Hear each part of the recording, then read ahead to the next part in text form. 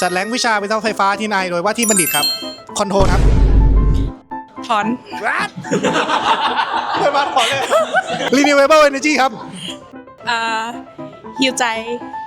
Power System Analysis ครับส่วนมนต์ค่ะ Electromagnetic Field ครับใครทำได้ทำไป Circuit Analysis ครับฮิวใจ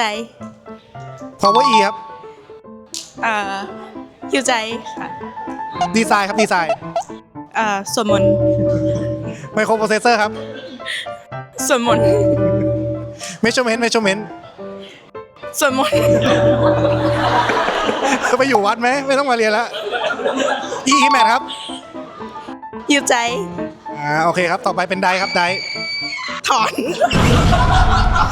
ภาษาญี่ปุ่นนะภาษาญี่ปุ่นสุดท้ายแล้วชะตาไม่อาจเลี่ยงค่ะโอเคครับขอบคุณครับ